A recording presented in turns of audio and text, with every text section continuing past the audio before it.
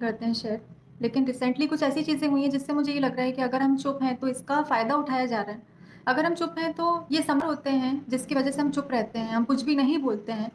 Hello guys, welcome to my YouTube channel reaction blogs में आपका स्वागत है। तो अभी आपने देखा कि नेहा दी ने कैसे बोले, अपने अपने डिफेंस में क्या बोले। तो गाइस हम बता दें कि सचिन के करतूत का जो है पर्दाफाश हो गया, सचिन और नेहा के। तो उसमें मनीषा का एक हमको बात समझ में नहीं आया कि वो सिर्फ और सिर्फ नेहा को ही गलत बता रही है। एक बार भी अपने हस्बैंड के बारे में नहीं बोली कि सचिन भी गलत है, सचिन से भी गलती हुई है। वो बस बोले जा रही है कि नेहा ने सचिन को भड़काया है, नेहा ने सचिन से करवा रहा था, बेबी प्लान नहीं होने का कारण नेहा है। भाई ये हमको बात समझ में नहीं आ रहा है कि नेहा कैसे होगी। तुम दोनों हस्बैंड वाइफ अम्बाला में रहते हो या सिवान में रहते हो, तो नेहा आकर के तुम लोग को रिलेशनशिप में रहने से तो मना नहीं कर रही होगी। अब यहाँ के यहाँ हमको तो पूरा गलती सचिन का दिख रहा है। नेहा आकर के तो नहीं ना इसको पकड़ी थी। फिर मनीषा दीदी, आप अपने हस्बैंड को क्यों नहीं कह रहे हो कि सारा के सारा गलती तुम्हारा है।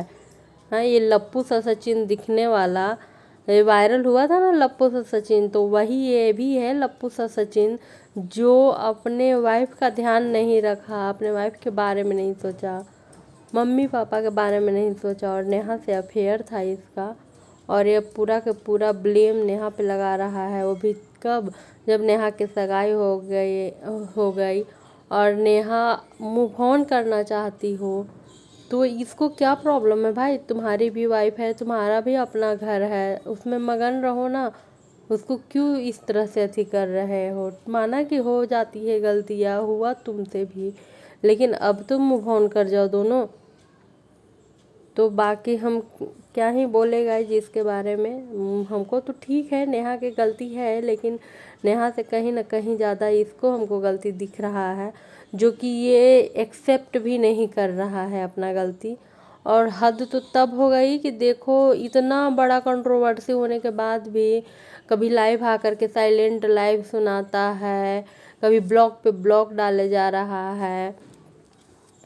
क्या दिखाना चाहता है। और कल के शो में आप लोग ने देखा ही होगा कि टॉक विद अलका में जब आया था तो किस तरह से बचकानी हरकत किया था। एकदम इसको कहा जाए कि ये साइको साइको जो होता है ना, ये साइको टाइप के कर रहा था। इस तरह से कि सुसाइड कर लेंगे, प्रवोक कर रहे हो सब। यार तुमको कौन प्रवोक करेगा, तुम खुद अपने लाइफ पर ध्यान दो ना, कौन प्रवोक करेगा। तो ब्लॉग पे ब्लॉग डाले जा रहे हो, जरा सा भी तुमको नहीं लग रहा है कि तुम कर क्या रहे हो। तुम्हारे वजह से तुम्हारे चाहने वाले, नेहा के चाहने वाले, कितना ऑडियंस के प्रॉब्लम हो रहा है, तुम नहीं समझ सकते हो। इतना टाइम किस तरह से मैनेज करके आदमी तुम्हारे लाइफ में आकर के जुड़ रहा है, पर तुमको क्या है, तुम तो व्यू व्यू खेले जा रहे हो, व्यू कमाना है। जो करतूत किए वो तो बात की बात है। जा कर के नेहा को दीदी कह करके, नेहा दी कह करके किस तरह से तुम उनको इमोशनल ब्लैकमेल किए। वो तुमको इमोशनल ब्लैकमेल की, तुम लोग अपना गलती नहीं देख रहे हो, लेकिन एक दूसरे।